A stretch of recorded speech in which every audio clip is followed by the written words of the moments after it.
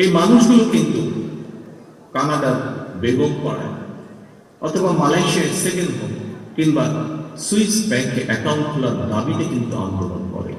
প্রিয় ভাই ও বোনেরা, সম্মানিত অতিথিবৃন্দ, বাংলাদেশের ঘটনাবহুল ইতিহাসের আরেকটি ঐতিহাসিক রক্তাক্ত অধ্যায় ছিল জুলাই আগস্টের গণ অভ্যুত্থান। দীর্ঘ ১.৫ দশকেরও বেশি সময় ধরে দেশ এবং জনগণের উপর চেপে বসা ফ্যাসিবাদ বিরোধী এই আন্দোলনে অসংখ্য মানুষ শহীদ হয়েছে। গুম, খুন, অপহরণ, নির্যাতন, নিপীড়নের হামলার শিকার হয়েছে বহু মানুষ। ফ্যাসিবাদী শাসন শোষণে বিগত ১.৫ দশকের গুম, খুন, অপহরণের তালিকা অনেক দীর্ঘ। শুধুমাত্র জুলাই আগস্ট আন্দোলনে বিএনপির কমপক্ষে ৪২২ জন সহ বিভিন্ন শ্রেণী পেশা মানুষ, ছাত্র, জনতা, কৃষক, শ্রমিক, গার্মেন্টস কর্মী, নারী, শিশু এবং ফ্যাসিবাদ বিরোধী আন্দোলনে থাকা রাজপথের রাজনৈতিক দলগুলো, নেতাকর্মী সহ কমপক্ষে ১৫০০-এরও বেশি মানুষ শহীদ হয়েছে। আহত হয়েছেন কমপক্ষে ৩০,০০০-এর মতো মানুষ।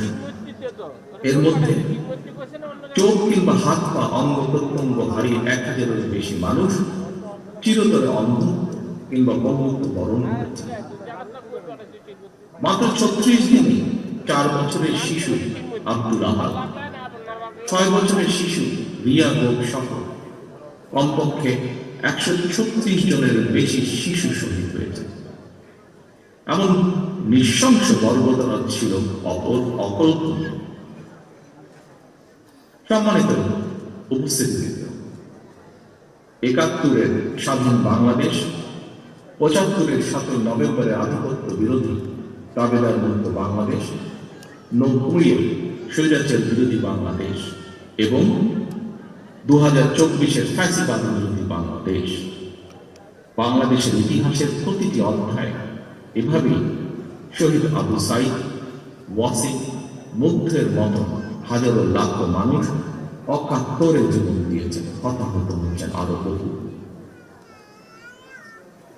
আমাদের প্রশ্ন, সকলের প্রশ্ন, মানুষ কি এভাবেই জীবন দিতে থাকবে? তাহলে এই মানুষগুলো কিন্তু কানাডার বেগম পাড়ায় অথবা মালয়েশিয়ার সেকেন্ড হোম কিংবা সুইস ব্যাংকে অ্যাকাউন্ট খোলার দাবিতে কিন্তু আন্দোলন করে।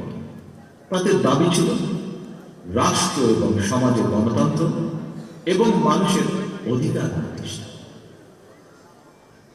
সম্মানিত অতিথিবৃন্দ, বর্তমানে ফ্যাসিবাদ মুক্ত পরিবেশে জনগণের সামনে একটি আধুনিক প্রত্যাশিত গণতান্ত্রিক বাংলাদেশ গঠনের সুযোগ তৈরি হয়েছে। বর্তমান প্রতিযোগিতামূলক বিশ্বে যোগ্যতা এবং সম্মানের সঙ্গে টিকে থাকতে হলে অবশ্যই আমাদেরকে এই সুযোগ কাজে লাগাতে হবে। আরো একবারের জন্য ভুল করা চলবে না। সুতরাং জনগণের বাংলাদেশে জনগণের সরাসরি ভোগে জনগণের প্রতি জবাবদিহিমূলক নির্বাচিত গণতান্ত্রিক সরকার প্রতিষ্ঠা করে লাখো শহীদের কাঙ্ক্ষিত একটি ইনসাফ ভিত্তিক গণতান্ত্রিক মানবিক বাংলাদেশ করার মধ্য দিয়েই শহীদদের প্রতি আমাদের ঋণ পরিশোধের এখনই সময়।